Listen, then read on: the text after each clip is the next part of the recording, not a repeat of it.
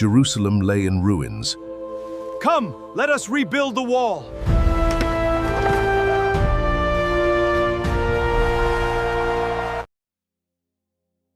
அல்லேலூயா, அல்லேலூயா, ஆமென். ஆண்டவரும் அருமை இரட்சகருமாகிய இயேசு கிறிஸ்துவின் நாமத்தில் உங்களுக்கு எனது அன்பின் வாழ்த்துக்களை நான் தெரியப்படுத்திக் கொள்கிறேன். கர்த்தர் நல்லவர். அல்லேலூயா, அல்லேலூயா, ஆமென். தேவன் நல்லவர், அவர் பெரியவர், அவர் நம் நடுவில் பெரிய காரியங்களை செய்கிறவராய் இருக்கிறார். அல்லேலூயா, ஆமென். இந்த நாட்களிலும் நாம் கர்த்தருடைய வார்த்தையை நாம் தியானிக்க கர்த்தர் நமக்கு உதவி செய்வாராக. ஆமென். கர்த்தர் நல்லவர். அல்லேலூயா, ஆமென். ஒரு இந்த நாள் தியானத்துக்கென்று ஒரு வார்த்தையை நாம் வாசிக்கலாம். திருப்பிக் கொள்ளுங்கள். எஸ்ராவின் புஸ்தகம் 4ஆம் அதிகாரம் 4-5 வசனங்களை நாம் வாசிக்கலாமா? எஸ்ராவின் புஸ்தகம் 4ஆம் அதிகாரம் அது 4 மற்றும் 5 வசனங்கள். அதனால் அந்த தேசத்து ஜனங்கள் யூத ஜனத்தின் கைகளை தளர பண்ணி கட்டாதபடிக்கு அவர்களை சங்கடப்படுத்தி பெர்சியாவின் ராஜாவாகிய கோரேசின் காலம் முழுவதும் தரியு என்னும் பெர்சிய ராஜா அரசாண்ட காலம் மட்டும் அவர்கள் யோசனையை அபத்தமாக்கும்படி அவர்களுக்கு விரோதமாய் ஆலோசனைக்காரருக்கு கைக்கூலி கட்டினார்கள். அல்லேலூயா. நாம் ஜெபிக்கலாமா? தேவ சமூகத்தில் நம் கண்களை மூடி ஹல்லேலூயா, ஹல்லேலூயா, ஹல்லேலூயா. அன்பின் பரலோக பிதாவே, குமாரனாம் இயேசுவின் நாமத்தில் ஜெபிக்கிறோம். ஆசீர்வதிக்கப்பட்டதான மகிழ்ச்சியான இந்த மாலை நேரத்துக்காக நன்றி செலுத்துகிறேன்ப்பா. இந்த மாலை நேரத்திலும் ஆவியானவரே, உமது நாமம் எங்கள் மத்தியில் மகிமைப்படுவதாக. வார்த்தை உம்முடையது, ஜனங்கள் உம்முடையவர்கள், அடியேன் உம்முடையவன். எங்களோடு உமது வார்த்தை பேசப்படட்டும். எங்களை அதிகமாய் உமது கரத்தில் விட்டு கொடுக்கிறேன். எங்களை அதிகமாய் உமது கரத்தில் விட்டு கொடுக்கிறேன். இயேசுவின் நாமத்தில் நல்ல பிதாவே, அல்லேலூயா, ஆமென். கர்த்தர் நல்லவர். நாம் மீண்டும் வாசிக்கலாம். எஸ்ராவின் புஸ்தகம் 4ஆம் அதிகாரம் 4 மற்றும் 5 வசனங்கள். அதனால் அந்த தேசத்து ஜனங்கள் யூத ஜனத்தின் கைகளை தளர பண்ணி கட்டாதபடிக்கு அவர்களை சங்கடப்படுத்தி பெர்சியாவின் ராஜாவாகிய கோரேசின் காலம் முழுவதும் தரியு என்னும் பெர்சிய ராஜா அரசாண்ட காலம் மட்டும் அவர்கள் யோசனையை அபத்தமாக்கும்படி அவர்களுக்கு விரோதமாய் ஆலோசனைக்காரருக்கு கைக்கூலி கட்டினார்கள். அல்லேலூயா, ஆமென். கர்த்தர் நல்லவர். நேற்றைய தினத்தில் நாம் இந்த எஸ்ராவின் புஸ்தகத்திலிருந்து இவர்கள் ஆலயம் கட்டுவதற்கு புறப்பட்டு போனார்கள். அங்கே பலிபீடம் கட்டினார்கள். பலிபீடம் கட்டினதற்கு பின்பாடு அங்கு ஆலயம் கட்டக்கூடாதபடிக்கு காலதாமதம் ஏற்பட்டதுன்னு சொல்லி நான் பிரசங்கத்தை முடித்தேன். அல்லேலூயா. 2 விதமான தாமதத்தை நேற்றைய தினத்தை நான் சொன்னேன். அதில் ஒரு தாமதம் ஆயத்தம் என்கிற ஒரு தாமதம், அது நல்லது. அந்த தாமதம் நம்முடைய வாழ்க்கையில் நல்லது. இன்னொரு தாமதம் அது காரணமே தெரியாத ஒரு தாமதம். அல்லேலூயா, ஸ்தோத்திரம். அப்படிப்பட்ட தாமதத்தை குறித்து இன்றைக்கு தியானிக்க கர்த்தர் நமக்கு உதவி செய்வாராக. யூதாவின் ஜனங்கள் அனைவருமே எருசலேமுடைய ஆலயத்தை கட்டுவதற்காக கோரேசினுடைய நாட்களில் அவர்கள் பத்திரத்தில் கையெழுத்திடப்பட்டு அதற்கு தேவையான எல்லா அளவுகோல்களையும் கொடுத்து எல்லா நல்லதையும் பெற்றுக்கொண்டு அவர்கள் ஆலயம் கட்டும்படி வந்தார்கள். 4ஆம் அதிகாரம் 1 வசனம் அழகா சொல்லுகிறது, யூதாவுக்கும் பென்யமீனுக்கும் சத்ருக்களாய் இருந்தவர்கள் அங்கே வந்து, யூதாவுக்கும் பென்யமீனுக்கும் சத்ருவாய் இருந்தவர்கள் அங்கே வருகிறார்கள். வந்து அவங்க செய்கிற காரியம் என்னவென்றால், நீங்க கட்டுகிற இந்த ஆலயத்தின் அதிகாரம் யாருடையது? நீங்க கட்டிக்கிட்டு இருக்கிற அந்த ஆலயம் இருக்கு பார்த்தீங்களா, இந்த ஆலயத்தின் அதிகாரம் யாருடைய கரத்தில் இருக்கு? முதலாவது அவங்க இணைந்து கட்டுறதற்கு வந்தாங்க.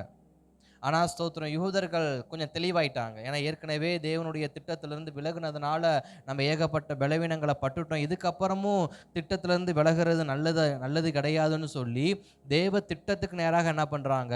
திரும்புகிறாங்க. திரும்பும்போது மற்ற ஜனங்களை பார்த்து, எவர்களாலெல்லாம் நம்முடைய ஆவிக்கு துன்பம் உண்டாகுதோ, எவர்களெல்லாம் நம்முடைய ஆத்மா கட்டப்படாமல் போகிறதோ, அவர்கள் எல்லாரையும் ஸ்தோத்திரம், அவர்கள் எல்லாரையும் சம்பந்தமில்லை, நீங்கள் போய் வரலாம் என்று சொல்லி அனுப்பி விடுகிறார்கள்.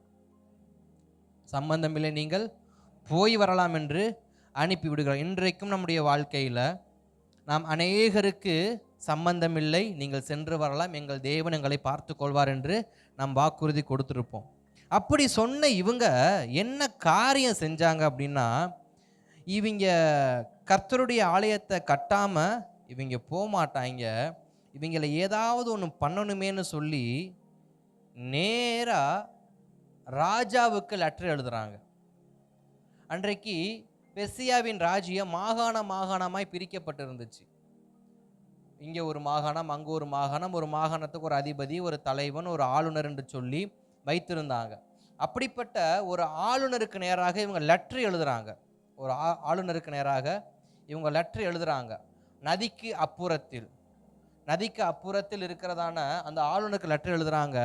இங்கே இவங்க ஆலயம் கட்டுறாங்க, இந்த ஆலயம் கட்டுகிற காரியம் நல்லதுக்கு கிடையாது, இவங்க கட்டுகிற ஆலயம் நல்லதுக்கு கிடையாது அப்படின்னு சொல்லி நெருக்கங்கள்னு சொல்லிட்டு ரெகுவுக்கு ஒரு லெட்டர் எழுதுறாங்க. நம்ம வாசிக்கும் போது தெரியும்.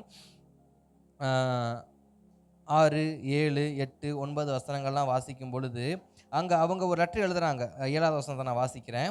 அஸ்டசெஸ்டாவின் நாட்களிலும் பிஸ்லாமுக்கும் பித்ரோத்துக்கும் தாபேலுக்கும் மற்றும் உள்ள அவர்கள் வகையரா பெர்சியா ராஜாவான அஸ்டசெஸ்டாவுக்கு ஒரு மனு எழுதினார்கள்.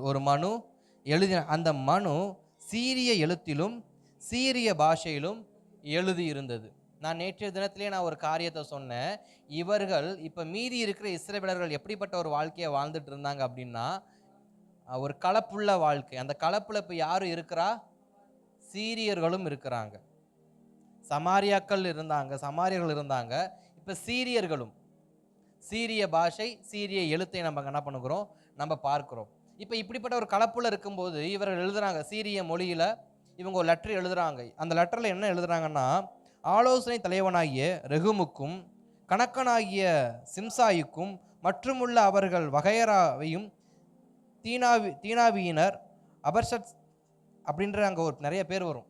அந்த பேர்லாம் வாசிச்சா நமக்கு வாயில டக்குன்னு நுழையாது, அதனால் நான் கடந்து போகிறேன். நீங்கள் அந்த வசனத்தெல்லாம் நீங்கள் வீட்டில் போய் என்ன பண்ணுங்கள், நீங்கள் குறித்து வச்சு நீங்கள் பொறுமையாக வாசிச்சு பாருங்க, கண்டிப்பாக வாசிக்க முடியும். இப்படிப்பட்டவங்கெல்லாம் சேர்ந்து ஒரு லெட்டர் எழுதுறாங்க. ஆளுநருக்கு ஒரு லெட்டர் என்ன பண்ணுறாங்க, எழுதுறாங்க. என்ன எழுதுறாங்க, இவங்க ஆலயம் கட்டுறது யாருக்கு கட்டுறாங்க, இவங்க ஆலயம் கட்டுற காரியம் சரி கிடையாது அப்படின்னு சொல்லிட்டு எழுதிட்டு சமாரியா பட்டணம் வரைக்கும் போய் அப்படியே எல்லாம் எழுதி முடிக்கிறாங்க. அந்த லெட்டரில் என்ன எழுதுனாங்கன்ற விஷயம் முக்கியம். நமக்கு விரோதமாய் ஒரு கூட்டம் கூடுறாங்கன்னா, நமக்கு விரோதமாக எதற்காக அவங்க கூட்டம் கூடுறாங்கன்றத நம்ம முதலாவது என்ன பண்ணணும், நம்ம தெரிஞ்சுக்கணும். ஏன்னா தெரிஞ்சுக்கிட்டா தான் அதற்கேற்ற பதில் நமக்கு வரும். இப்போ இஸ்ரவேல் ஜனங்களுக்கு விரோதமாக இவங்க கூட்டம் கூடினாங்க.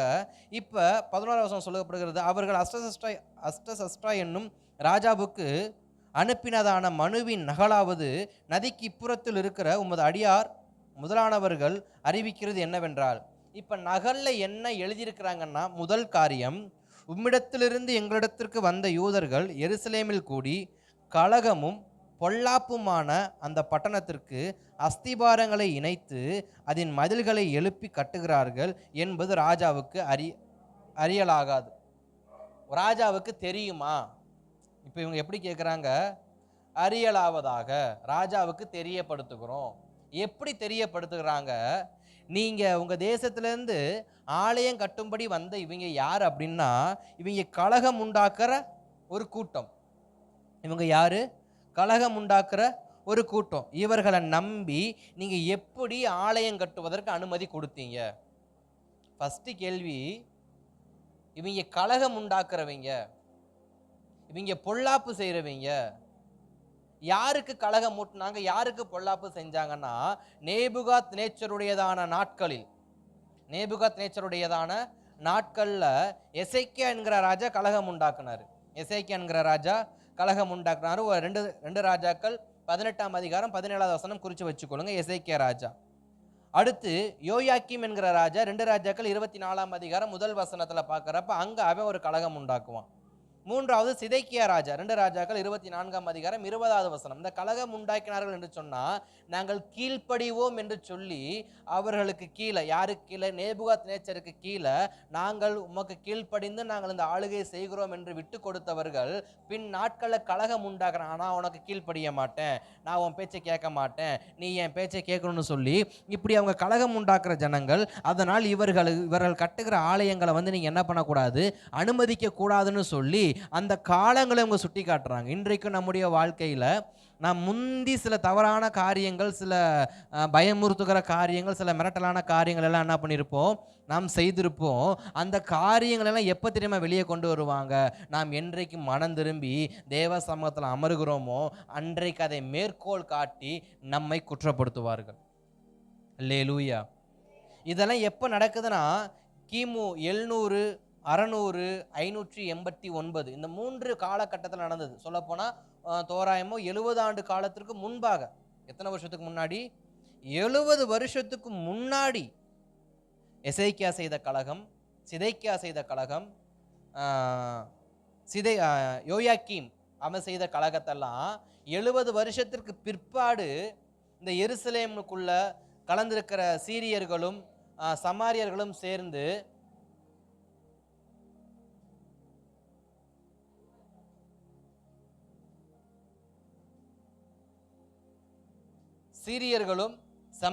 சேர்ந்து அவங்க ஒரு பெரிய கலகத்தை ஏற்படுத்துகிற கூட்டம்.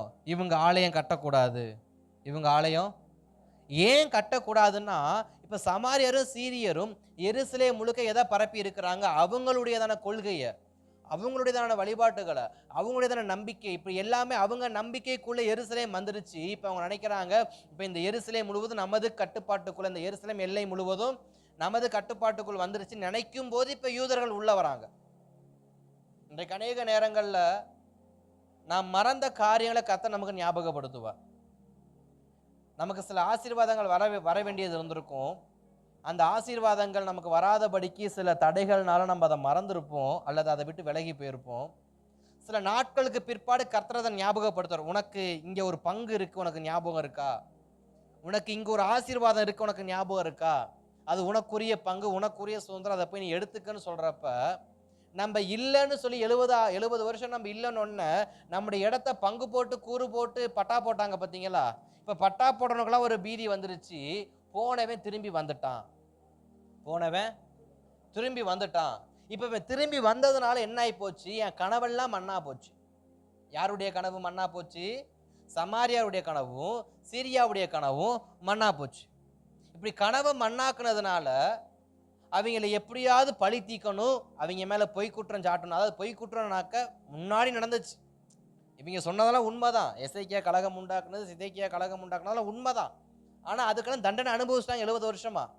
மறுபடியும் அதே மேற்கோள் காட்டி அவன் நல்லவன் கிடையாது, அவன் அயோக்கியன், அந்த கூட்டமே ஒரு அயோக்கியமான கூட்டம் அப்படின்னு சொல்லி குற்றச்சாட்டும்படி லெட்டர் எழுதுறாங்க. இப்போ லெட்டர் என்ன பண்ணுறாங்க, எழுதிக்கிட்டு இருக்காங்க. 13வது வசனம் சொல்லுகிறது, இப்போதும் இந்த பட்டணம் கட்டப்பட்டு அலங்கங்கள் எடுப்பிக்கப்பட்டு தீர்ந்தால் அவர்கள் பகுதியும் தீர்வையும் ஆயத்தத்தையும் கொடுக்க மாட்டார்கள். அதனால் ராஜாக்களின் வருமானத்திற்கு நஷ்டம் வரும் என்று ராஜாவுக்கு அறிவதாக.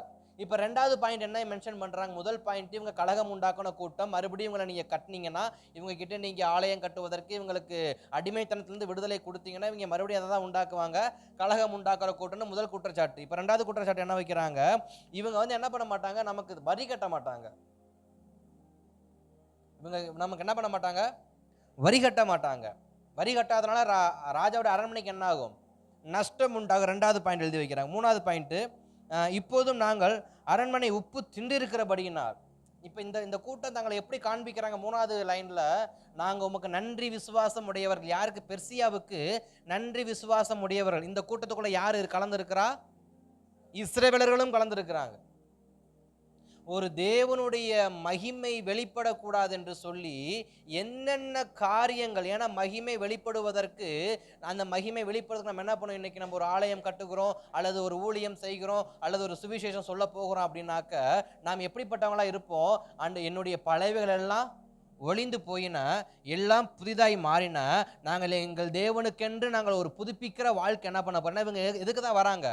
புதுப்பிக்கிறதுக்கு தான் வராங்க, மறுபடியும் புதுப்பிக்கிறதுக்கு. இன்னைக்கு நம்முடைய வாழ்க்கையில நாம் மறுபடியும் நம்மை புதுப்பிக்கும்படி தேவ சமூகத்துக்கு வரும் பொழுதெல்லாம் அங்கே சிலர் நமக்காக காத்துக்கிட்டு இருப்பாங்க. யார் தெரியுமா? இந்த சமாரியாக்களும் இந்த சீரியர்களும் இந்த எருசலேமோடு கலந்து இருக்கிறதான இந்த கலப்புள்ள வாழ்க்கை வாழ்ந்து கொண்டு இருக்கிறதான ஒரு கூட்டம் நமக்காக ஆயத்தமா காத்துக்கிட்டு இருக்கும்.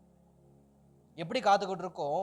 உன்னிடத்திலிருந்து உயிர்ப்பிப்பு உண்டாகுமா, உன்னிடத்திலிருந்து மகிமை வெளிப்படுமா, நீ கலகக்காரனாச்சு, நீ கலகக்காரனாச்சு, உன் வம்சத்துக்கே சமாதானத்தை பத்தி தெரியாது, உன் வம்சத்திலே நல்லது நடக்காது அப்படிங்கிறதான கலகங்களை எல்லாம் ஏற்படுத்துற ஒரு கூட்டம் இன்னைக்கு நமக்கு முன்னாடி நின்று கொண்டு இருக்கு. ரெண்டாவது, நம்முடையதான பொருளாதாரங்களை குறைக்கும்படியாக, நம்முடைய பொருளாதாரங்களை குறைக்கும்படியாக எப்படி இயேசு கிறிஸ்து ஒருவனுடைய கடனை மன்னித்தார், ஒருவனுடைய கடனை மன்னித்தார். ஒரு ஓமை சொல்லுகிறார் இயேசு கிறிஸ்து. ஒரு கடனை ஒரு ராஜா என்ன பண்றாரு, எவ்வளோ அப்போ உன்னுடைய கடன் சொன்னா, என் கடன் 100 தாலந்து, நான் 100 தாலந்து என்ன பண்ணியிருக்கிறேன், நான் வெள்ளி கடன் வாங்கியிருக்கேன், என்னால் கட்ட முடியலை, நான் ரொம்ப பரதேசியாக மாறிட்டேன்னு சொல்லி அவன் ராஜாவுக்கு முன்பாக நின்று தன்னை ரொம்ப தாழ்த்துக்கிறான். ராஜாவும் சரி உன்னுடைய கடன் மன்னிக்கப்படுதுன்னு சொல்றாரு. ஆனா இந்த கடன் மன்னிக்கப்பட்டவன் தன் அயலாகத்தானுக்கு என்ன பண்ணுகிறான், அவன் வாங்கின 10 தாலந்துக்கு மன்னிக்கல. ராஜா என்ன பண்ணாரு, திரும்பவும் கொண்டு போய் அவனை வச்சுட்டார். அவனுக்கு மன்னிக்கப்பட்டதான அந்த கடனை எல்லாம் மீண்டும் கட்டும்படி என்ன பண்றாரு, வச்சுட்டார். இப்ப இவங்க என்ன மென்ஷன் பண்றாங்க அப்படின்னா, இவங்க ராஜ்யம் வந்துருச்சுன்னா இவங்களுக்கு நீங்க மன்னிச்சிருக்கிறீங்க, ஆனா இவங்க என்ன பண்ண மாட்டாங்க, உமக்கு கட்ட வேண்டியதை கட்ட மாட்டாங்க, மன்னிக்க வேண்டியதை மன்னிக்க மாட்டாங்க. இவங்க ஒரு பெரிய தலைவலி பிடிச்ச கூட்டம். அதனால இவங்களால உங்க அரண்மனையில கஜானா என்ன ஆகாது, நிரம்பாது. அதனால இவங்களுக்கு நீங்க என்ன பண்ணாதீங்க, கொடுக்காதீங்க.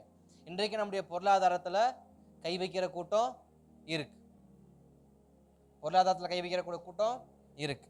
மூன்றாவது, நம்மளை பத்தி வசைப்பாட்டு எழுதி கொடுக்கிற கூட்டம் இன்னைக்கு இருக்கு.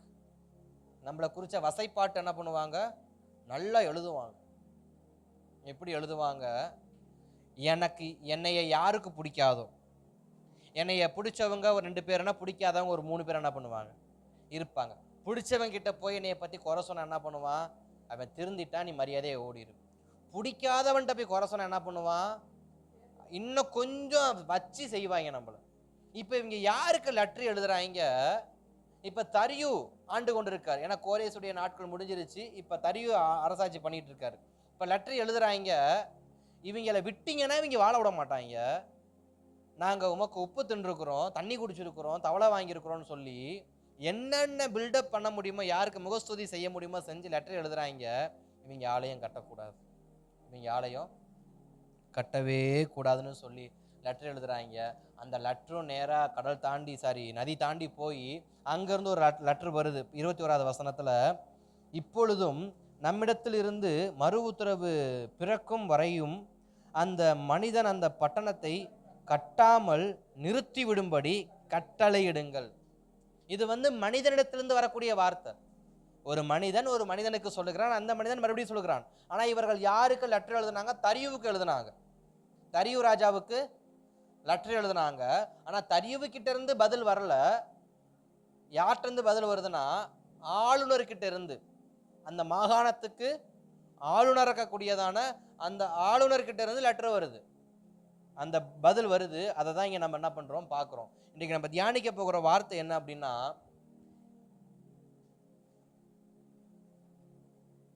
தேவன் நம்முடைய வாழ்க்கையில நன்மையாக கொடுத்து புதுப்பிக்க நினைத்த காரியங்கள் தாமதத்தால் கிடக்கிறது.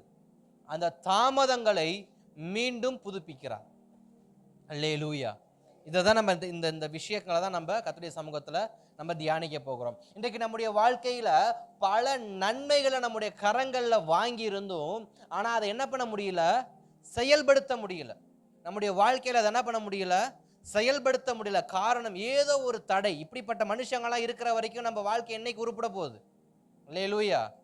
ஸ்தோத்திரம். உயிர்ப்பிக்கலாம், புதுப்பிக்கலாம், மகிமையை வெளிப்படுத்தலாம், ஒரு நல்ல வாழ்க்கையை வாழலான்னு சொல்லி இன்றைக்கு பல ஆசைகளோடு பல கனவுகளோடு தங்களுடைய முந்தின வாழ்க்கையை மறந்த மனுஷங்க எத்தனையோ பேர் சபைக்குள்ள இருக்கிறாங்க. அத்தனை பேரையும் இவங்க அந்த இப்படிப்பட்ட பரிசுத்தமான வாழ்க்கை வாழ கூடாதபடிக்கு, மகிமையில வாழக்கூடாதபடிக்கு, பரிசுத்தமா கட்டக்கூடாதபடிக்கு சில தடைகளை வைத்து நம்ம மேல பழிகளை சுமத்தி, நான் செயல்பட்டாதானே நீ கட்டப்படுவ, நீ செயல்படலாம் எப்படி கட்டப்படுவ? அல்லேலூயா, அல்லேலூயா. அப்ப நம்முடைய வாழ்க்கையில இப்படிப்பட்ட நம்மளை தடை பண்ணக்கூடிய, நம்மை குற்றஞ்சாட்டி நம்மிடத்திலிருந்து நன்மை உண்டாகாது என்று சொல்லி, நம்மை பார்த்து இன்னைக்கு மற்றவரிடத்துல குறை கூறி அவர்களிடத்திலிருந்து நமக்கு தடையை உண்டு பண்ணி, ஏன்னா இவங்க சொன்னா நம்ம என்ன பண்ண மாட்டோம், கேட்க மாட்டோம்னு. யாரு சொன்னா கேட்போமோ? எங்க போடுறாங்க லெட்ரு? கவர்மெண்ட்டுக்கு. இன்னைக்கு எத்தனையோ இடங்கள்ல சபைகள் நடத்துறது கூடாதபடிக்கு லெட்ரு யாருக்கு தான் போகுது? அரசாங்கத்துக்கு. நேராக காவல் ஸ்டேஷனுக்கு போயிட்டு, போலீஸ் ஸ்டேஷனில் போய் லெட்ரு போட்டு, இந்த மாதிரி சர்ச்சை நடத்திட்டு இருக்கிறாங்க, பர்மிஷன் யார்கிட்ட இருக்குன்னு தெரியல, நீங்கள் பார்த்துக்கங்கன்னு சொல்லிட்டு ஒரு லெட்டரை போட்டு போயிடுறாங்க. நமக்கு இந்த வார்த்தை நிறைய முறை என்ன பண்ணாங்க, சொல்லி பார்த்தாங்க.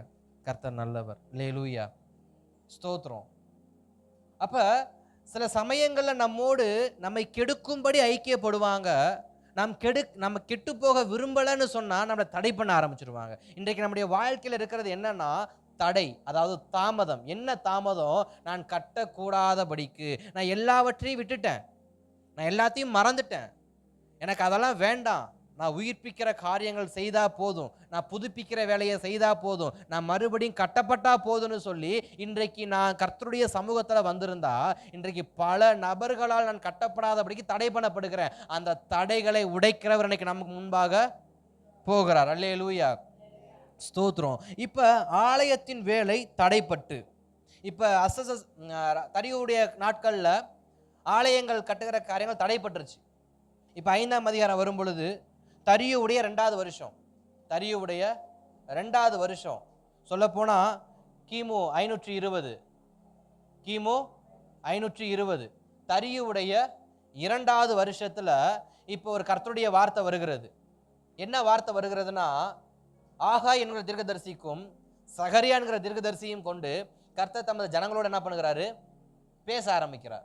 இப்போ நான் உங்களுக்கு ஒரு சின்ன டைம் லைன் மட்டும் சொல்கிறேன், அதாவது கால அட்டவணை மட்டும் நான் என்ன பண்ணுறேன், நான் சொல்கிறேன். அது எப்படி புரிஞ்சுக்க முடியுமோ நீங்கள் புரிஞ்சுக்கோங்க. கர்த்தர் நல்லவர். அல்லேலூயா. சரி, இப்போ இந்த எஸ்ராவின் முதல் அதிகாரத்தில் நம்ம போனோம்னாக்க, கோரேஸ் ராஜா பாபிலோனை எப்போ தன்னுடைய கண்ட்ரோல் கொண்டு வராருன்னு சொன்னால் கிமு 539. நீங்கள் அந்த அதிகாரத்து பக்கத்தில் நீங்கள் குறித்து வச்சுக்கோங்க. கிமு 539 யாரு தன்னுடையதான ராஜ்யத்தை கொண்டு வருகிறா? பாபிலோன் ராஜ்யத்தை கோரேஸ் தனக்கு கீழாக கொண்டு கிமு 539. அதே வருஷத்தில், அதாவது அதெல்லாம் முடிஞ்சு எல்லாம் சூறையாடி சுத்தம் பண்ணதுக்கு அப்புறமா 537 to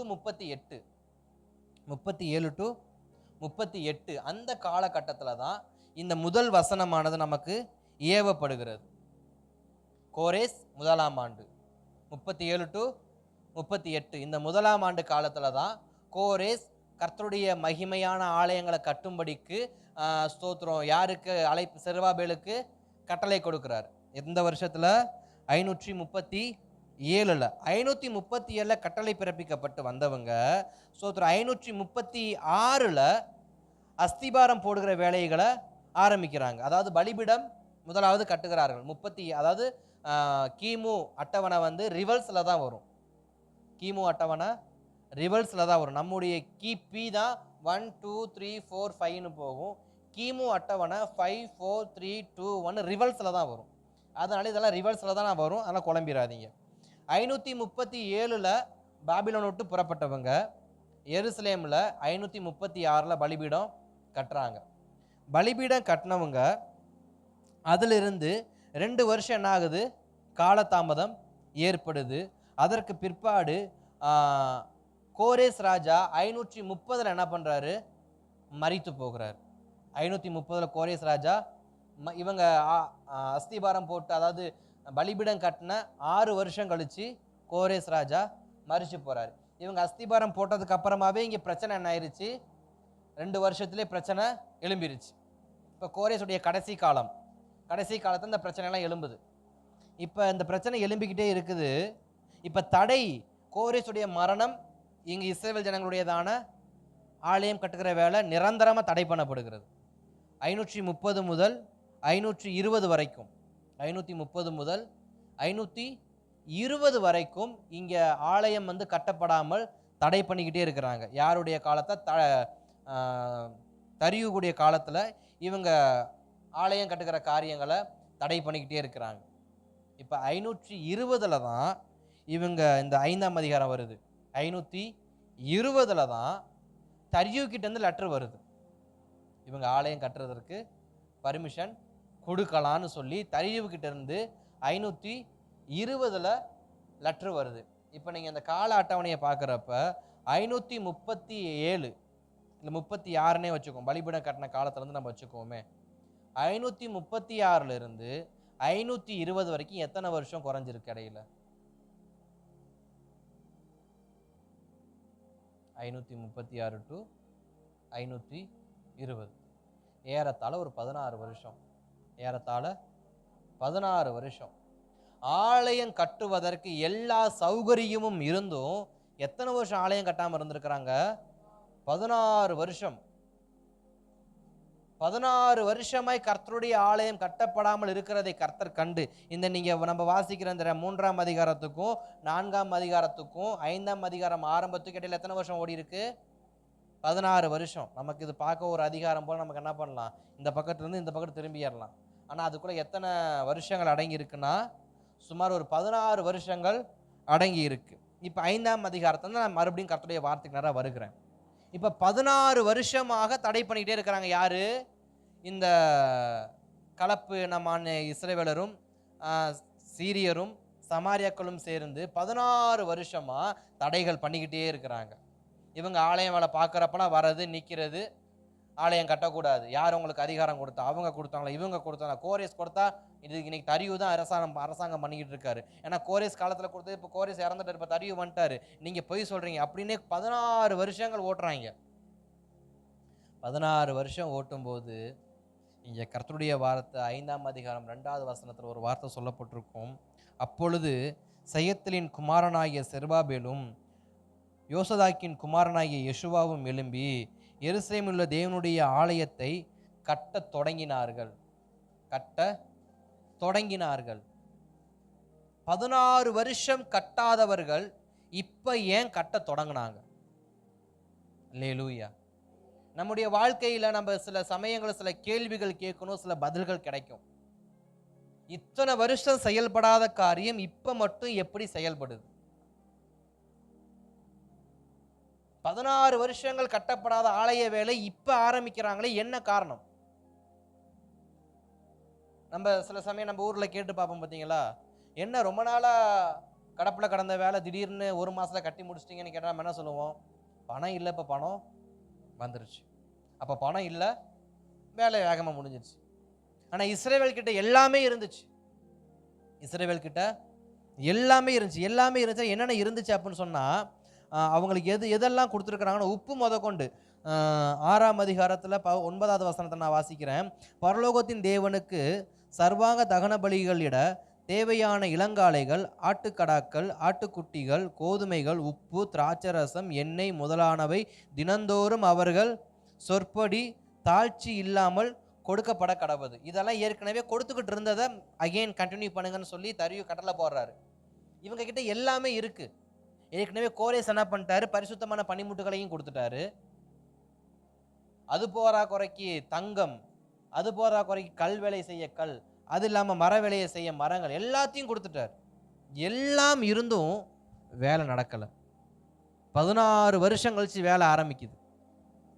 அதான் சொன்னேன், நம்ம கையில் எல்லாமே இருக்கு, ஆனால் செயல்பட முடியாதபடிக்கு என்ன இல்லை? தடையற்ற ஒரு வாழ்க்கை இல்லை.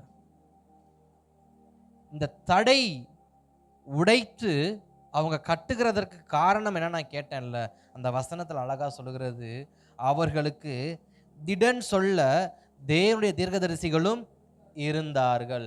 இன்றைக்கு நம்முடைய வாழ்க்கையில நம்முடைய தடைகள் மாறுவதற்கு நமக்கு வேண்டிய ஒன்றே ஒன்று என்ன தெரியுமா? திடன் சொல்லுகிற வார்த்தைகள், திடன் சொல்லுகிற கர்த்தருடைய வார்த்தைகள். இன்றைக்கு நம்முடைய வாழ்க்கையில எல்லாமே இருக்கு, அப்ரூவல் இருக்கு, எல்லாமே இருக்கு. ஆனா அதை செயல்படுத்துவதற்கான அந்த நாட்கள் எனக்கு வரல, எனக்கு தடை பண்ணப்பட்டிருக்கு. அதனால நான் போய் அவங்கள பார்க்கிறேன், நான் போய் இவங்கள பார்க்கிறேன், நான் போய் அவங்கள இப்படியெல்லாம் இல்லை. இங்க செருபாபேலும் இந்த யோசுவாவும் யாரையும் தேடி போகல. அவங்க 16 வருஷம் இருக்கிறாங்க. அந்த 16 வருஷத்துடைய கதை கொஞ்சம் இருக்கு, நான் பிறகு சொல்றேன். இந்த 16 வருஷமா ஆலயம் கட்டாம இருக்கு, ஆலயத்தின் வேலை ஆரம்பிக்கப்படாம இருக்கு. ஆனா 16 வருஷம் கழிச்சு அவர்களுக்கு திடன் சொல்லுகிற தீர்க்கதரிசிகள் என்ன பண்றாங்க? எழும்புகிறாங்க. அதுதான் சகரியாவும் ஆகாயும் எழும்பி அவர்களுக்கு திடனான தீர்க்கதரிசன கர்த்தருடைய வார்த்தை என்ன பண்றாங்க? சொல்றாங்க. இன்றைக்கு நம்முடைய வாழ்க்கையில நாம் கேட்க வேண்டியது ஒன்னே ஒன்று, ஆண்டவரே, என் வாழ்க்கையில தடை பண்ணப்பட்ட அனைத்து காரியங்களும் மீண்டும் எழுப்பப்படுவதற்கு எனக்கு உமது வார்த்தை மாத்திரம் இருந்தால் போதும். மீது எல்லாவற்றையும் செய்ய என் தேவன் எனக்கு பலனை உண்டு பண்ணுகிறவராக இருக்கு. நாம் கேட்க வேண்டிய ஒரு காரியம் என்ன தெரியுமா? 43வது நாட்கள்ல நம்ம கிட்ட எல்லாமே இருக்கு. ஆனா தடை தாமதம், தடை தாமதம், தடை தாமதம்னா நீங்க செய்ய வேண்டியது ஒன்னே ஒன்று, கர்த்தாவே இந்த காலத்துல என்னை திடப்படுத்துங்கப்பா, இந்த காலகட்டத்துல எனக்கு திடனுள்ள வார்த்தையை கொடுங்க, நான் திடப்படுகிற வார்த்தையை கொடுங்க. இப்ப இந்த 16 வருஷமா இவங்க ஆலயம் கட்டுறதற்கு பயப்படுறாங்க. ஏன் பயப்படுறாங்க? ஆலய வேலை ஆரம்பிக்கிறப்பெல்லாம் வந்து நிக்கிறாங்க 30-40 பேர்.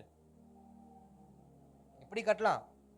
அது அதிகாரத்தோடு பேசுறாங்க. இவங்க ஏற்கனவே எங்க இருந்து வந்திருக்கிறாங்க? அடிமைதனத்துல இருந்து வந்திருக்கிறாங்க. இப்ப அடிமைதனத்துல இருந்து வந்ததுனால மறுபடியும் ஏதாவது பேசணும்னா மறுபடியும் கொண்டு போய் எங்க வச்சிருவாங்க? அடிமைத்தன வாழ்க்கைக்குள்ள வச்சிருவாங்களோன்னு சொல்லி கர்த்தருடைய காரியத்தை செய்யவும் முடியாம, செய்யறதுக்கான அதிகாரத்தை கேட்கவும் முடியாம, எல்லா செல்வங்களும் கையில இருந்து வாங்கி செய்ய முடியாத அளவுக்கு இவங்க குறுக்கப்பட்டு இருக்கிற இந்த சூழ்நிலையில அவங்களுக்கு பயத்தின் மேல் பயம், பயத்தின் மேல் பயம், பயத்தின் மேல் பயம். இன்றைக்கு நம்முடைய வாழ்க்கையில எல்லாமே இருக்கு பாஸ்டர், ஆனா செய்யறதுக்கு என்னதான் இல்ல? தைரியம் தான் இல்லை. எல்லாமே இருக்கு என்கிட்ட பணம் இருக்கு, என்கிட்ட பொருள் இருக்கு, என்கிட்ட எல்லாமே இருக்கு, அறிவு, வேலை எல்லாமே இருக்கு.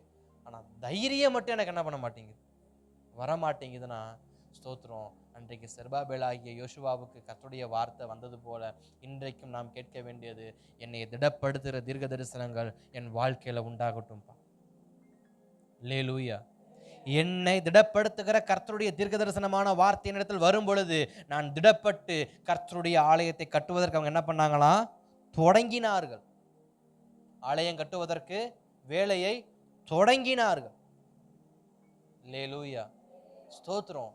இந்த 16 வருஷம் நீங்க ஆகாய் தீர்க்கதரிசன புஸ்தகத்தை நீங்க வீட்டில் போய் வாசிங்க. 2 அதிகாரம் தான் இருக்கும், நீங்க வீட்டில் போய் வாசிங்க.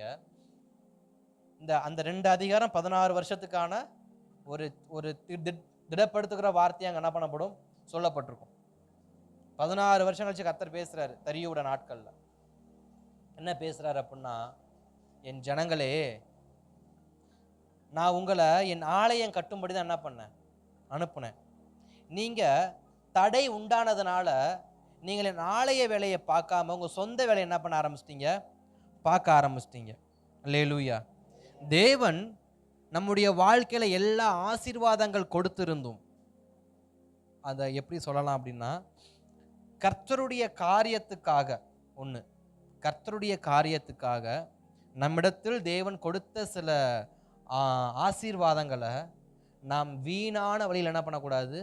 முதலாவது செலவு செய்ய கூடாது.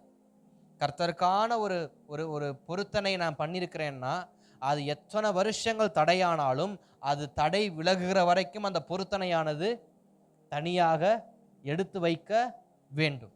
அல்லேலூயா. இது முதல் காரியம். இப்போ இஸ்ரவேல் ஜனங்கள் செய்த காரியத்தில் இது முதல் காரியம் என்ன அப்படின்னா, இந்த வீடு, எந்த வீடு?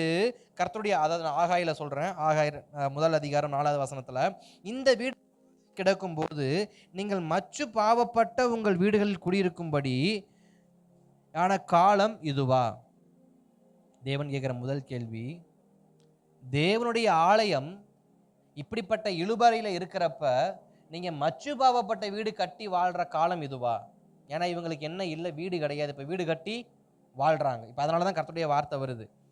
5வது வசனம், இப்போதும் சேனையின் கர்த்தர் சொல்லுகிறது, உங்கள் வழிகளை சிந்தித்து பாருங்கள். நீங்க செய்யறது சரியா? சிந்திச்சு பாருங்க. அடுத்து 6வது வசனம். நீங்கள் திரளாய் விதைத்தும் கொஞ்சமாய் அறுத்து கொண்டு வருகிறீர்கள். நீங்கள் புசித்தும் திருப்தியாகவில்லை, குடித்தும் பரிபூர்ணம் அடையவில்லை. நீங்கள் வஸ்திரம் உடுத்தியும் ஒருவனுக்கும் குளிர்விடவில்லை. கூலியை சம்பாதிக்கிறவன் பொத்தலான பையிலே போடுகிறவனாய் அதை சம்பாதிக்கிறீர்கள். 16 வருஷமா நீ சம்பாதிச்ச அனைத்து சம்பாத்தியம் எப்படிப்பட்ட சம்பாத்தியமா இருக்கு? பொத்தலான பையில போட்டதா இருக்கு. 16 வருஷமா என் வாழ்க்கை எப்படிப்பட்ட வாழ்க்கையா இருக்கு? பொத்தலான வாழ்க்கையா இருக்கு. எல்லாம் கொடுத்தும் ஆசீர்வாதம் இல்லை, பொத்தலான பை. கடினமா உழைத்தும், அங்க வேதம் அழகா சொல்லுகிறது, நீங்கள் திரளாய் விதைத்தும் கொஞ்சமாய் அறுத்து கொண்டு வருகிறீர்கள். நீங்கள் புசித்தும் திருப்தியாகவில்லை, குடித்தும் பரிபூர்ணம் அடையவில்லை. நீங்கள் வஸ்திரம் முடித்தும் ஒருவனுக்கும் குளிர்விடவில்லை. இந்த 16 வருஷமா நீ பட்ட பிரயாசம் எதுவுமே வாழ்க்கையில பலிக்காம போறதுக்கு காரணம் என்ன தெரியுமா? அங்க ஆகாய கொண்டு தேவன் பேசுகிறார். என்ன காரணம் அப்படின்னு உங்கள் வழிகளை சிந்திச்சு பாருங்கப்பா. சேனையின் கர்த்தர் சொல்லுகிறார். அடுத்து 9வது வசனத்துல பார்க்கும்போது 8, 9 நான் வாசிக்கிறேன். நீங்கள் மலையின் மேல் ஏறி போய் மரங்களை வெட்டி கொண்டு வந்து ஆலயம் கட்டுங்கள், அதன் பேரில் நான் பிரியமா இருப்பேன், அதனால் என் மகிமை விளங்கும் என்று கர்த்தர். என்னுடைய ஆலயத்தை நீங்கள் கட்டுவீர்கள் என்று நம்பி நான் உங்களுக்கு விடுதலையை கொடுத்தேன், நான் உங்களுக்கு ஆசீர்வாதங்களை கொடுத்தேன், நான் உங்களுக்கு திரளான பாதுகாப்பை கொடுத்தேன். ஆனால் நீங்களோ என் காரியத்தை செய்யாமல் உங்கள் சொந்த காரியத்தையே செய்து கொண்டு இருக்கிறீர்களே, இது சரியா? இது கர்த்தருடைய வார்த்தை. ஆலயம் என்பது நம்முடைய ஆவிக்குரிய வாழ்க்கையை வைத்துக் கொள்ளுங்கள். ஆலயம் நம்முடைய ஆவிக்குரிய வாழ்க்கை. இன்றைக்கு கர்த்தர் நம்மை விடுதலை ஆக்கியது எதற்காக? நாம் ஆவிக்குரிய வாழ்க்கை வாழ்வதற்காக. கர்த்தர் நம்மை ஆசீர்வதித்தது எதற்காக? ஆவிக்குரிய வாழ்க்கையில் நாம் பெருகுவதற்காக, மற்றவர்களுக்கு ஆவிக்குரிய வாழ்க்கையில உதவுவதற்காக. 3வது, எனக்கு நல்ல வேலை, நல்ல வருமானம், நல்ல வஸ்திரம் இதெல்லாம் கொடுத்தது எதற்காக? நான் நல்ல வாழ்க்கை வாழ வேண்டும் என்பதற்காக, கர்த்தருடைய மகிமை எனக்குள்ள வெளிப்படுத்த வேண்டும் என்பதற்காக. ஆனா இது எதையுமே செய்யாமல் நான் 16 வருஷங்களாய் வெறுமையான வாழ்க்கையை நான் என்ன பண்ணியிருக்கிறேன்? வாழ்ந்திருக்கிறேன். அதை தான் கர்த்தர் சொல்லுகிறாரு, என் வீடு பாழாய் கிடைக்கும் போது நீங்கள் எல்லோரும் அவனவன் தன் வீட்டிற்கு ஓடி போகிறீர்களே, இது நிமித்தமே என்று சேனையின் கர்த்தர் சொல்லுகிறார். ஏன் உங்க ஆசீர்வாதத்தை நான் ஊதி போட்டேன்? ஏன் நீங்க 16 வருஷமா ஏன் தடையிலே இருக்கிறீங்க? 16 வருஷமாவே ஏன் உங்களுக்கு தடையுள்ள வாழ்க்கையே இருக்கு? என்றைக்கோ இந்த லெட்டர் பாஸ் ஆயிருக்கணும். ஏன்னா நம்ம எழுதுற லெட்டர் இந்த கரையை தாண்டி அங்கிட்டு போனா சீக்கிரம் கிடைச்சிரும். ராஜாவுக்கு எழுதுற கடிதங்கள் சீக்கிரம் போயிடும். ஆனா 16 வருஷமா தரியவு கிட்ட இந்த லெட்டர் என்ன ஆகல? போகவே இல்லை. ஏன் 16 வருஷம் நான் தடை பண்ணேன்னு கர்த்தர் சொல்லுகிறாரு. நீ 16 வருஷமா எனக்காக எந்த பிரயாசமும் படல. 16 வருஷமா என் ஆலயம் தடை பண்ணப்பட்டிருக்கிறத பார்த்து நீ எந்த ஒரு பாரப்படல. உன் ஆவிக்குரிய வாழ்க்கை சிதைந்து போய் கொண்டிருக்கிறத பார்த்து நீ எந்த பாரப்படல. உன் ஆவிக்குரிய வாழ்க்கையில ஜெபம் இல்லை என்பதை கண்டு உனக்கு எந்த பாரமும் இல்லை.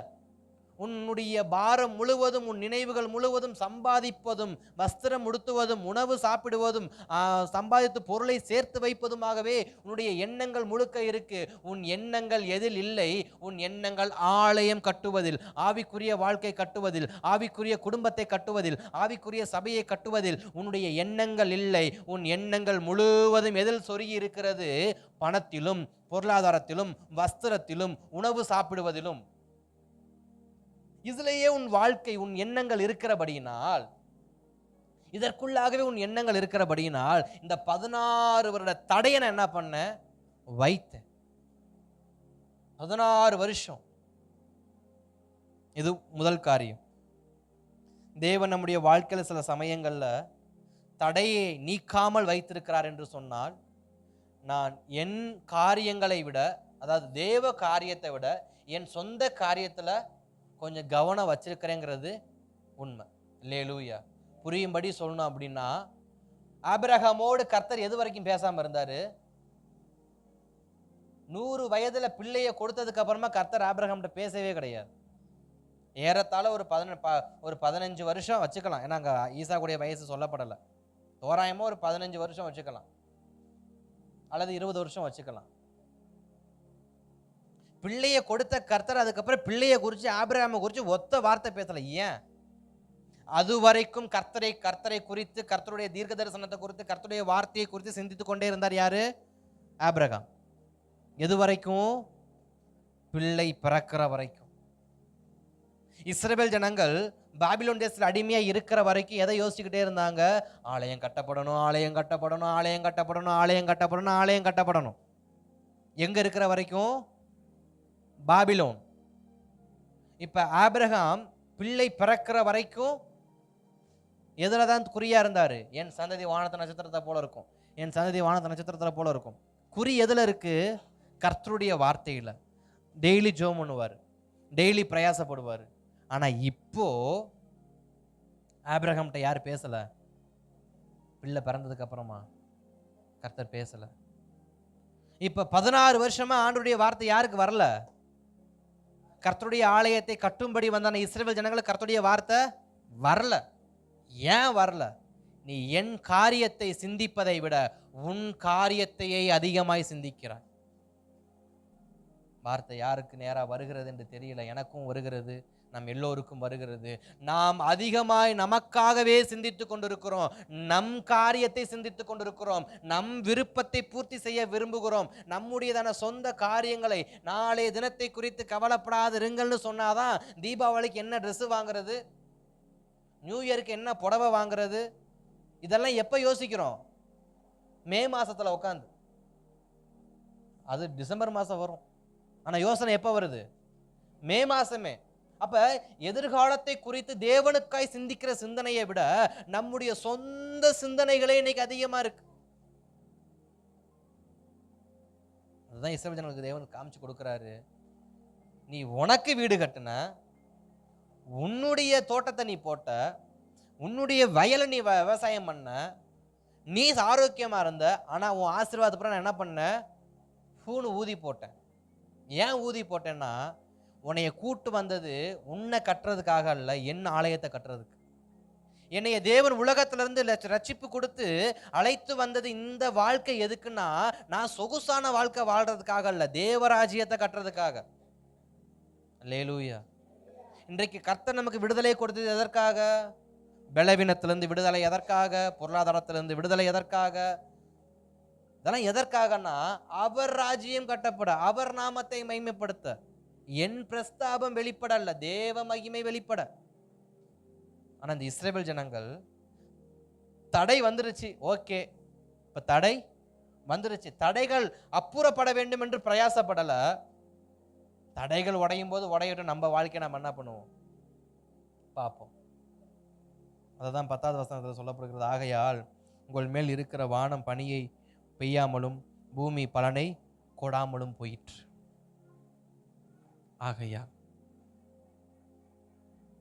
ஆகையால் பூமி தன் பலனை கொடுக்கல, வானம் தன் ஆசீர்வாதத்தை கொடுக்கல. வானமும் பூமியும் நம்மை ஆசீர்வதிக்காவிட்டால் வேறு எங்கிருந்து ஆசீர்வாதம் வரும்? ஆனா வானத்தையும் பூமி உண்டாக்கினது கர்த்தர்.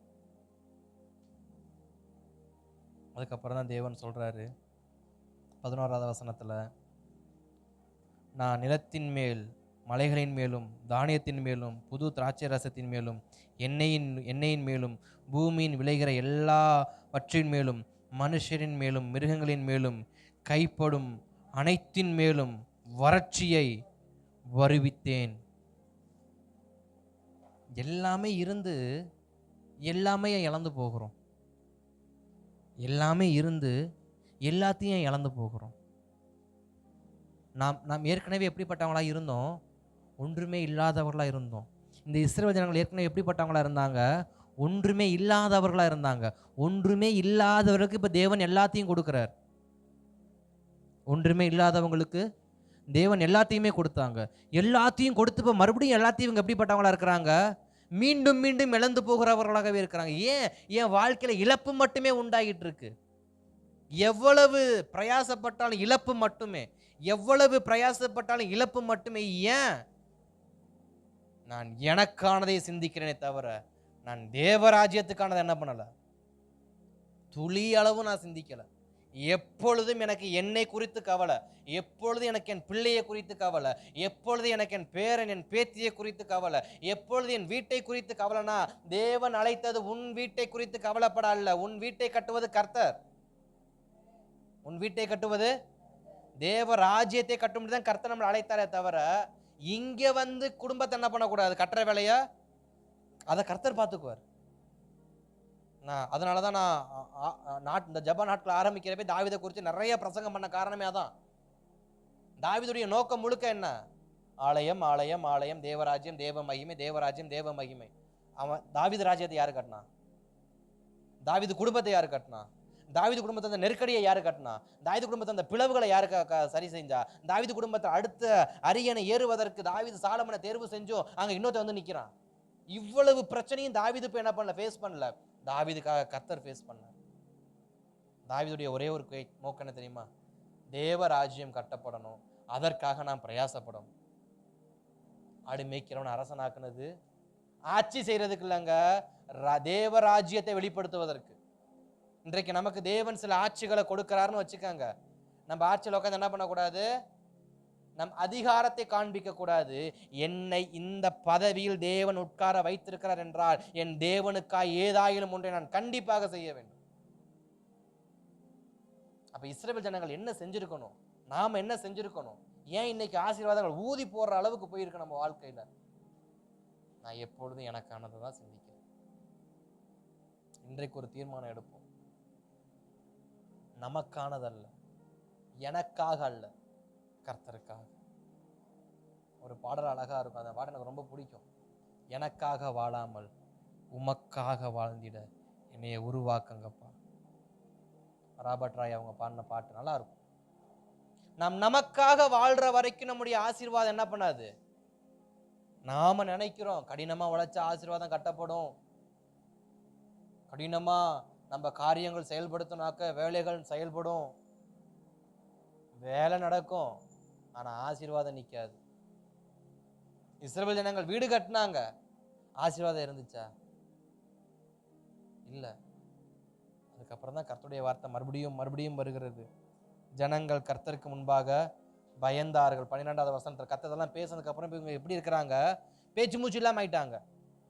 இப்பதான் அவங்களுக்கு புரியுது அவங்க செஞ்ச தப்பு என்னன்னு அவங்களுக்கு இப்பதான் புரியுது.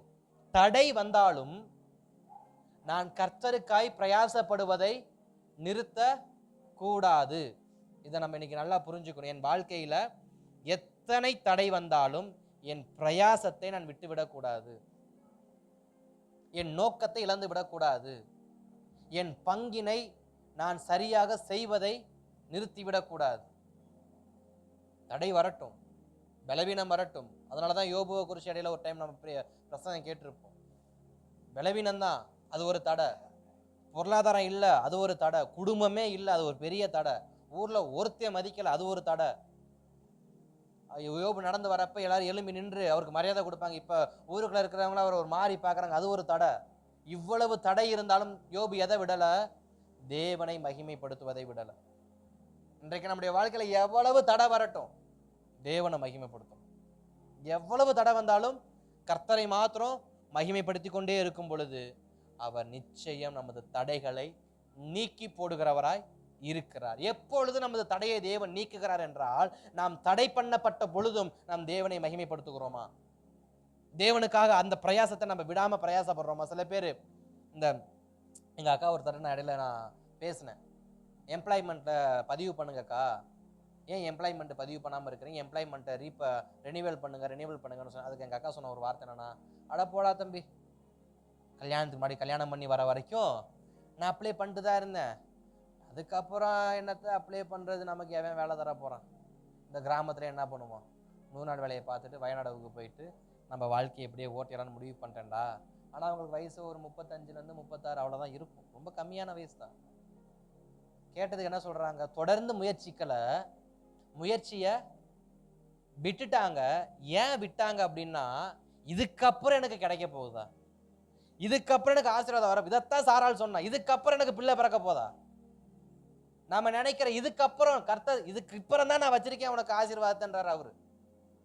நம்மளுடைய பார்வை ஒரு கணக்கீடு வச்சிருக்கிறோம், இதுக்கப்புறம் நடக்காதுங்க, 2 வருஷம் ஆச்சுங்க, இதுக்கப்புறம் விசா கிடைக்காதுங்க, பாஸ்போர்ட் கிடைக்காதுங்க, வேலை கிடைக்காதுங்க, பொண்ணு கிடைக்காதுங்க, பையனுக்கு படிப்பு வராதுங்க, நல்ல வாகனம் வாங்க முடியாது, நல்ல வீடு கட்ட முடியாதுங்க. நம்ம இதுக்கப்புறம் முடியாது, இதுக்கப்புறம் முடியாது. தேவன் சொல்றாரு, எப்ப நீ முடியாதுங்கிறியோ அப்பதான் உனக்கு நான் அடுத்த கட்டத்துக்கு என்ன பண்றேன் கொண்டு போற. என்ன அடுத்த கட்டம் போறப்போ எனக்கு போல விசுவாசம் இருக்காது.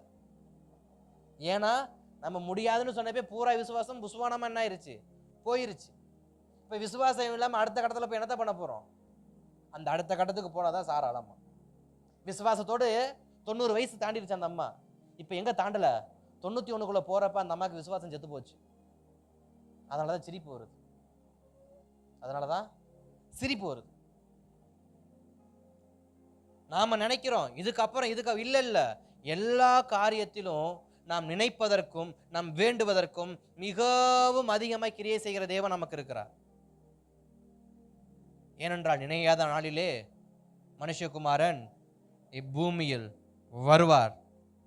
எப்ப எனக்கு ஆசீர்வாதத்தை தேவன் கொடுப்பாரு நினைச்சுக்கிட்டே இருக்கிறப்பயா, இதுக்கப்புறம் ஒன்றும் கிடைக்காது போ அப்படின்னு திரும்பவும் பாருங்க, அப்பதான் சத்தம் வரும், உத்தமனை நடக்க ஆயத்தமா இருக்கியா, எனக்கு முன்பாக நடுங்கி உத்தமனா இருக்க நீ ரெடியா இருக்கியா, உன்னை நான் ஆசீர்வதிக்கிறேன். அல்லேலூயா. இப்ப இஸ்ரவேல் ஜனங்களுக்கு தேவன் சுட்டி காட்டிட்டார் எல்லா விஷயத்தையும். ஜனங்களே, இதுக்கப்புறம் நீ முடியாதுன்னு முடிவு பண்ணிட்ட, 16 வருஷத்துல நீ 2வது வருஷமே முடிவு பண்ணிட்டு, இதுக்கப்புறம் ஆலயத்தை அவன் கட்ட விட மாட்டான், இதுக்கப்புறம் மறுபடியும் ஒரு அரசாணை வர வரைக்கும் நம்ம என்ன பண்ணுவோம், நம்ம சொந்த வேலையை பார்ப்போன்னு நீ கைவிட்ட பருவம் விசுவாசத்தை, உன் ஜெபத்தை, உன் பரிசுத்தத்தை, அங்கதான் நீ தடைகளை அதிகரிக்க ஆரம்பிச்ச. நான் இப்படி தியானிக்கிறேன், இப்படி சொல்ல விரும்புறேன். நம்முடைய வாழ்க்கையில சில நீண்ட நாள் தடைகள் இருக்கிறது காரணமே யாரா தான் இருக்கிறோம், நாமளா தான் இருக்கிறோம். தேவன் ஒரு 6 மாசம் வச்சிருப்பார் செக்கு நமக்கு. நம்ம அந்த 6 மாசத்துல 3 மாசத்துல விசுவாசம் போய், ஜெபம் போய், பரிசுத்தம் போய், ஆலயத்துக்கு வர்றது போய், எல்லாம் போய், அடுத்த 4வது மாசத்துல புஸ்வான மாதிரி வீட்டுக்குள்ள படுத்து கிடப்போம். தேவன் பார்ப்பார், உனக்கு 6 மாசம் தான் உனக்கு நான் தடை உண்டாக்கலான்னு பார்த்தேன், ஆனா நீ என்னையவே மறந்துட்ட பத்தியா, நீ என்னைக்கு புத்தி தெளிஞ்சு வரையோ அது வரைக்கும் உன் வாழ்க்கையில் என்னதான் இருக்கும், தடை மட்டும்தான் இருக்கும், வேற எதுவுமே இருக்காதுன்னு சொல்லிட்டு போட்டாரு 16 வருஷத்துக்கு. எத்தனை வருஷத்துக்கு? எதுக்கு இந்த 16 வருஷம் டிஸ்டன்ஸு? எனக்குள்ள திடன் உண்டாகிற வரைக்கும். கடைசி வரைக்கும் எனக்குள்ள என்ன உண்டாகல, விசுவாசமே உண்டாகல. கடைசியில் யார் வந்தா விசுவாசம் உண்டாச்சு? கர்த்தரே தம்ம தீர்க்கதரிசி அனுப்புறாரு. பார்த்தாரு, இதுக்கு மேலே விட்டு அவங்க என்ன பண்ண மாட்டாங்க, இருக்கிறதையும் அழிச்சிருவாங்க. எதை அழிச்சிருவாங்க? தேவன் கொடுத்த ஆசீர்வாதத்தை. எதை அழித்து போட்டுருவோமா? கர்த்தர் கொடுத்த ஆசீர்வாதத்தை. நாம் அழகா வாசிக்கலாம்.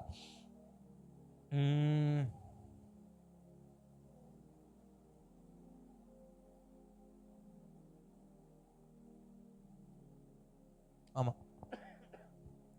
கர்த்தர் நல்லவர். திருப்பி கொள்ளுங்க. 6ஆம் அதிகாரத்தில், ஆலயத்தின் அஸ்திபாரம் போட்ட அந்நாள் முதல் இந்நாள் வரைக்கும் அது கட்டப்பட்டு வருகிறது.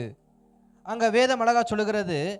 5வது அதிகாரத்தில் இவங்க தங்க காரியங்கள் எல்லாம் தெரியப்படுத்துறாங்க. மறுபடியும் இதெல்லாம் ஆயிடுச்சு. அப்போ கர்த்தர் ஒரு ஷார்ட் லிஸ்ட்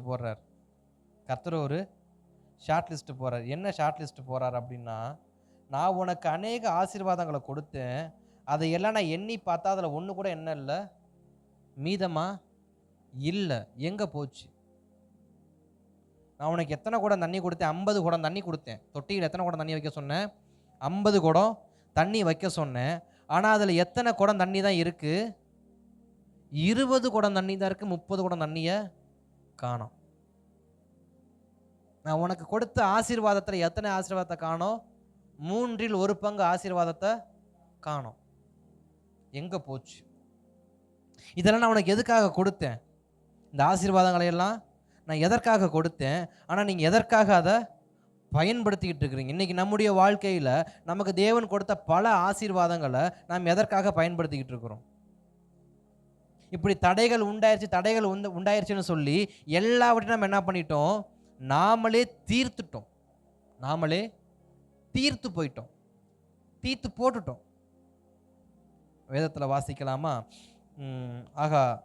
ஆகா எழுதின தீர்க்க தரிசனம் அதில் 15-16 வசனங்கள், அதாவது 2ஆம் அதிகாரம் 15-16 வசனங்களை நான் வாசிக்கிறேன், நீங்கள் பின்பற்றி கொள்ளுங்க. இப்போதும் கர்த்தருடைய ஆலயத்தை கட்டும்படி ஒரு கல்லின் மேல் ஒரு கல் வைக்கப்பட்டது முதல் நடந்ததை உங்கள் மனதிலே சிந்தித்து பாருங்கள். நல்லா சிந்திக்கணுமா? எப்படி சிந்திக்கணுமா? நீ என்னுடைய வேலை செய்யும்படி வந்த அந்த முதல் காரியத்தை சிந்திக்கணும், அந்த நாளை சிந்திக்கணும். அந்த நாட்கள் முதல் ஒருவன் 20 மரக்காலாக கண்ட அம்பராடத்தில் வந்தபோது 10 மராக்கள் மாத்திரம் இருந்தது. எத்தனை ராத்தல் தேவன் கொடுத்திருந்தாராம்? 20 மரக்கால் இருந்த இடத்துல இப்ப எத்தனை மரக்கால் இருக்கான்? வெறும் 10 மரக்கால். அன்றைக்கும் இன்றைக்கும் தேவன் சொல்றாரு, அன்றைக்கு நான் உன்கிட்ட கொடுத்த எத்தனை மரக்கால் இருந்துச்சு? 20 மரக்கால் இருந்துச்சு. இன்னைக்கு எத்தனை மரக்கால் இருக்கு? வெறும் 10 மரக்கால் தான் இருக்கு.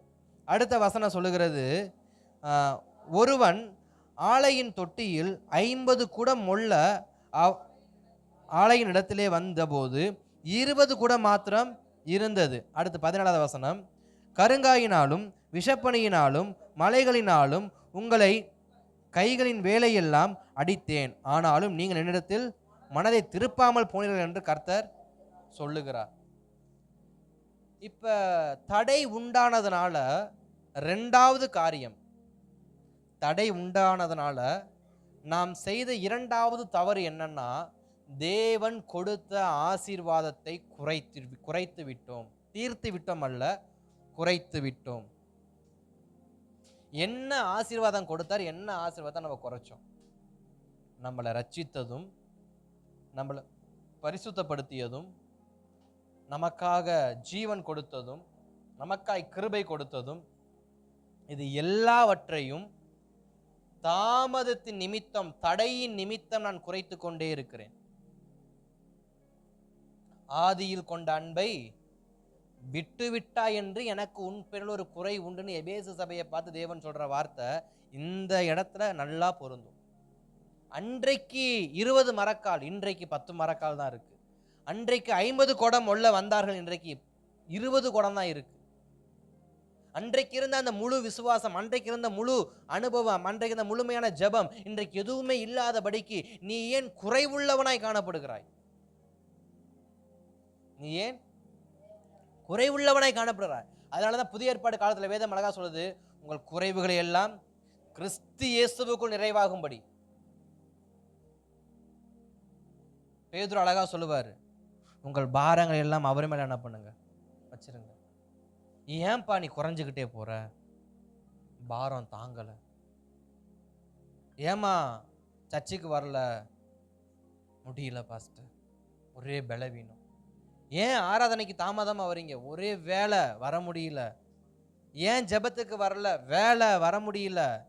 ஏன் அங்க வரல? முடியல, வர முடியல. இப்படி எல்லாத்துக்கும் நம்ம சொல்ற காரியம் என்ன? தாங்கக்கூடாத பலவீனம், தாங்கக்கூடாத பாரம். ஸ்தோத்திரம். ஆனா இங்க வேதம் அழகா சொல்லுகிறது, உங்களால் சுமக்க முடியாத பாரத்தை கர்த்தரிடத்துல விட்டுருங்க. நம்மளால் சுமக்க முடியாத பாரத்தை கர்த்தரிடத்துல விட்டுறணும். ஆனா நான் தான் சுமப்பேன்னு என்னுடைய கெப்பாசிட்டி எவ்வளோ இருக்கும்? என்னால் எவ்வளோ தூக்க முடியும்? என்னால் 50 கிலோ தூக்க முடியும். என்னால் 50 கிலோ. என்னை 100 கிலோ தூக்கிட்டு ஒரு 100 மீட்டர் போக சொன்னா போக முடியுமா? முடியாது. நான் 10 அடியிலே பட்டன்னு விழுந்துருவேன். என்னுடைய திறமை என்ன, என்னுடைய அளவு என்ன, என்னுடைய பலம் என்ன, அதை பொறுத்து நான் செயல்படணும். இன்றைக்கு நம்முடைய வாழ்க்கையில் எக்ஸ்ட்ரா ஓவர்லோடு, எல்லாத்துலேயும் ஓவர்லோடு, வேலையில் ஓவர்லோடு, தூங்காமல் இருக்கிறதுல ஓவர்லோடு, ஃபோன் பார்க்குறதுல ஓவர்லோடு, ஜெபிக்காமல் இருக்கிறதுல ஓவர்லோடு, சபைக்கு வராமல் இருக்கிறதுல ஓவர்லோடு, ஜெபம் பண்ணாமல் இருக்கிறதுல ஓவர்லோடு, எல்லாத்துலேயும் ஓவர்லோடு. தாங்க முடியல பாஸ்டர். பேதுரு அழகா சொல்றாரு, அவர் மேல வச்சிருங்க. உங்கள் பாரங்களை எல்லாம் கர்த்தர் மேல வச்சிருங்க. இயேசு கிறிஸ்துவ தான் சொல்றார், வருத்தப்பட்டு பாரம் சுமக்கிறவர்களே இளைப்பாறுதலை என்னிடத்தில் வாருங்கள்னு இயேசு கிறிஸ்துவும் சொல்றாரு. அப்போஸ்தலனாகிய பவுலும் அதான் சொல்றாரு, பேதுருவும் அதான் சொல்றாரு. ஆனா நான் மட்டும் என்ன சொல்றேன், இயேசு கிறிஸ்துவால சிலுவையவே சுமக்க முடியல, என் பாரத்தையா சுமக்க போறாரு. அவராலே சிலுவையை சுமக்க முடியாம கீழே போட்டு சிமேயி வந்து என்ன பண்ண தூக்கிட்டு போனாரு, என் பாரத்தை சுமந்துறாரு. நம்ம இன்னைக்கு என்ன பண்றோம், சில சமயங்கள்ல இயேசு கிறிஸ்துவை காப்பாற்றுறோம்னு சொல்லி நம்ம படுகொலியில் என்ன பண்ணிடுறோம், விழுந்துடுறோம். அல்லேலூயா. இப்போ ஸ்தோத்திரம், நான் குறைஞ்சிக்கிட்டே போகிறேன். என்னை தேவன் நிறைவாய் வைத்திருந்தார். என்னை தேவன் எப்படி வச்சிருந்தாரு, நிறைவாய் வைத்திருந்தார். நான் எப்படி இன்னைக்கு எப்படிப்பட்டவனா இருக்கிறேன், குறைஞ்சிக்கிட்டே போகிறேன். பார்த்து சொல்கிறாரு, எப்பா நான் உன்ட்ட 200 மரக்கால் கொடுத்தேன், 50 குடம் கொடுத்தேன், இன்னைக்கு 20 தான் இருக்குது. இதுக்கு என்ன காரணம்? தடையானது உண்மைதான். தடையானது உண்மைன்றதுனால நீ என்னுடைய பங்கை எடுத்து உன் காரியமாக செய்கிறியே, சரியா? நீ ஆகாய் புஸ்தகத்தை நீங்கள் மறுபடியும் வீட்டில் போய் ஒரு வாசிச்சு பாருங்க, நல்லா தெரியும். எப்போ நீ மலை மேலே ஏறினது, மரத்தை வெட்டினது என் ஆலயம் கட்டுறதுக்கு, உனக்கு வீடு கட்டுறதுக்கு அல்ல. ஆனால் நீ வீடு கட்டி எல்லாத்தையும் குறைச்சி, உன் சுயத்தை யோசிச்சு, உன் அழகை யோசிச்சு, உன் வாழ்க்கையை யோசிச்சு, உனக்கு அது வேணும் இது வேணும்னு யோசிச்சு, எனக்கு உண்டானதெல்லாம் என்ன பண்ணிட்ட, நீ குறைச்சிட்ட. அப்போ ஸ்தோத்திரம், இஸ்ரவேல் ஜனங்களிடத்துலேருந்து தேவன் பார்த்த 2 காரியங்களை அங்கே தம்ம தீர்க்கதரிசி மூலமாக என்ன பண்ணுறாரு, பேசுகிறார். ஆனாலும் திடன் கொள்ளுங்கள். அந்த வசனனுக்கு அதை மட்டும் வாசித்து முடிச்சிடலாம். ஆகாய் 2ஆம் அதிகாரத்தில், சாரி 1 அதிகாரத்தில்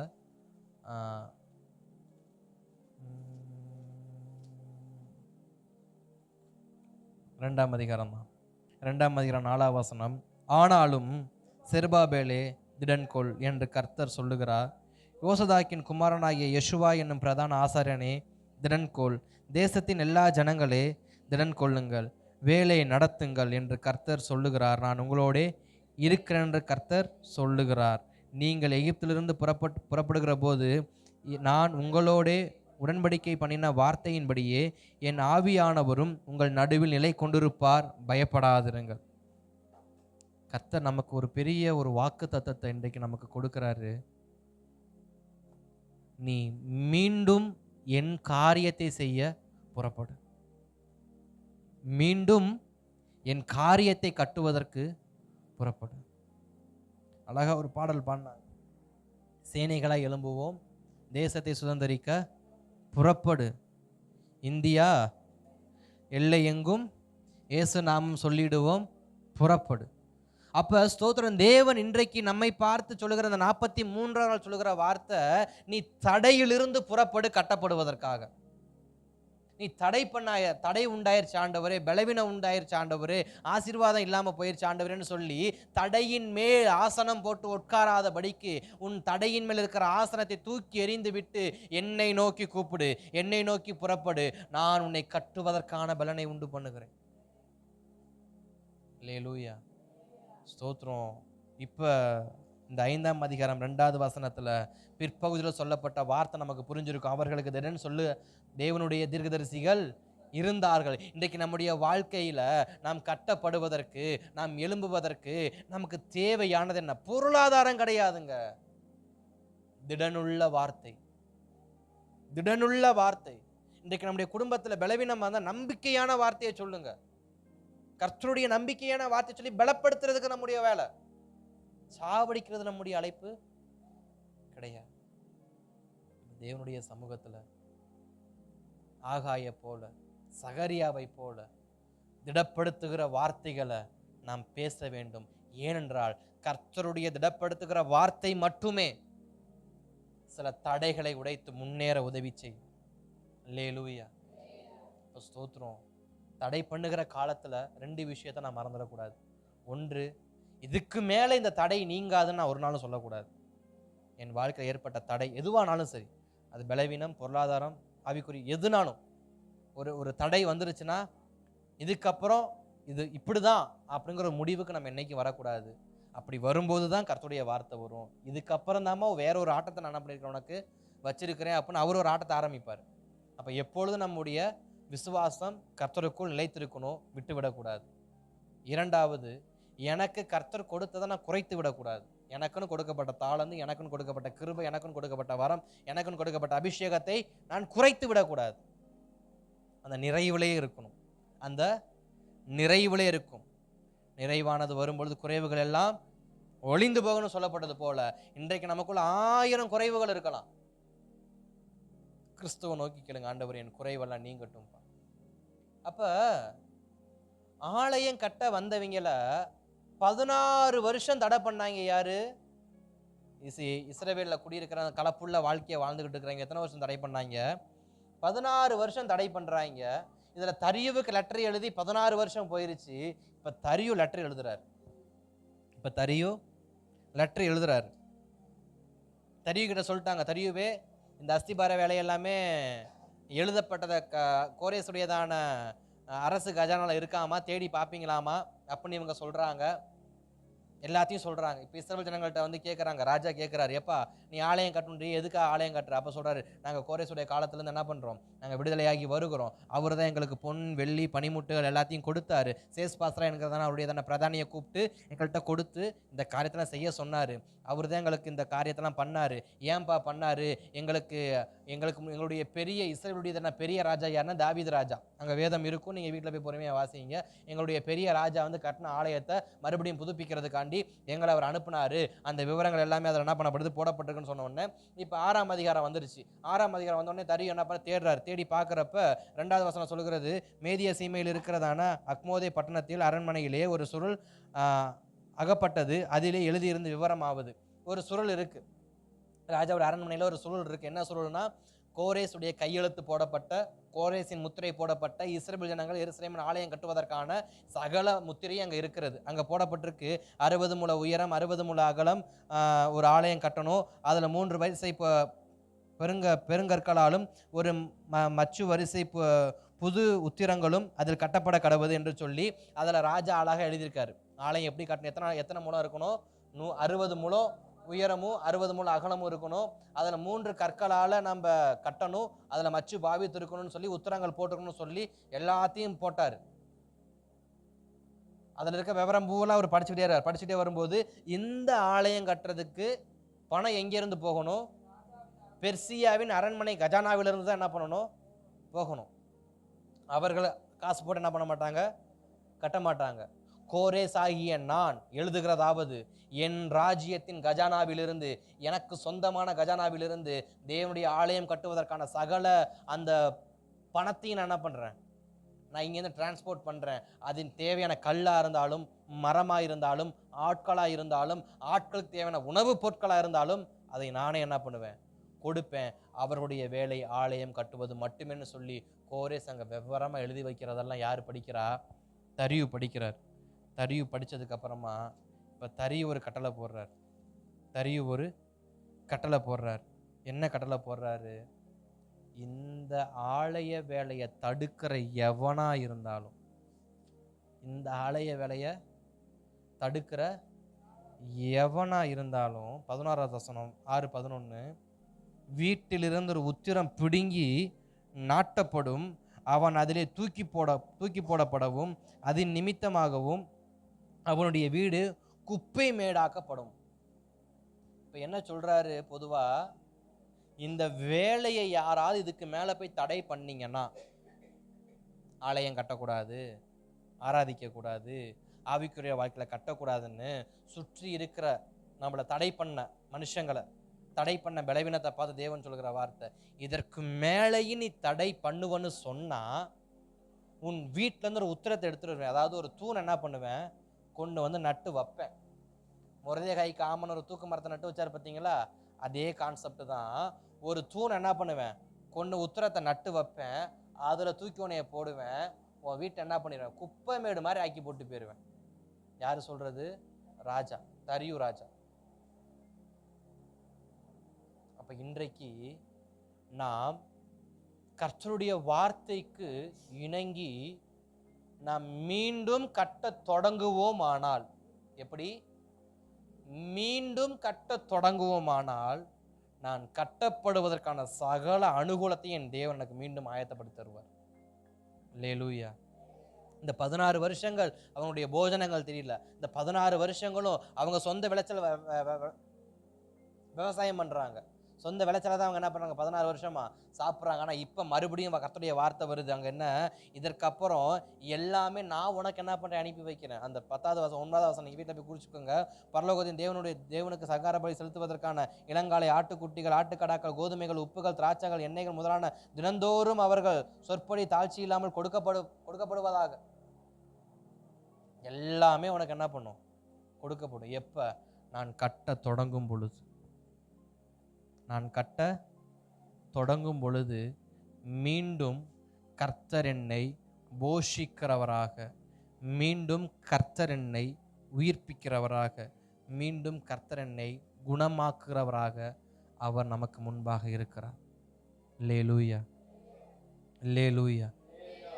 புறப்பட்டது உண்மை, தடை வந்தது உண்மை, தடையின் காரணம் நமக்கு தெரியும். இப்போ தடையை தாண்டி நான் திடப்படும்படி கர்த்தருடைய வார்த்தை வருது.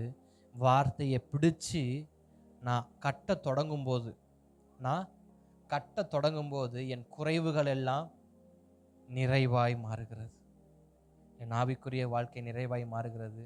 என் குடும்பம் நிறைவாய் மாறுகிறது. நம் சபை நிறைவாய் மாறும். எப்பொழுது? கட்ட தொடங்கும் பொழுது, ஜெபிக்க தொடங்கும் பொழுது, ஆராதிக்க தொடங்கும் பொழுது, ஒருமனப்பட தொடங்கும் பொழுது அக்கினி இறங்கும், தேவ நாமம் மகிமைப்படும். அல்லேலூயா. நம் தேவ சமூகத்தை நோக்கி நாம் ஜெபிக்கலாமா? தேவ சமூகத்தை நோக்கி ஹல்லேலூயா, ஹல்லேலூயா, ஹல்லேலூயா, ஹல்லேலூயா, ஹல்லேலூயா. நன்றி தகப்பனே, நன்றி நன்றி நன்றி நன்றி நன்றி நன்றி நன்றி நன்றி. ஹல்லேலூயா, நன்றி அப்பா.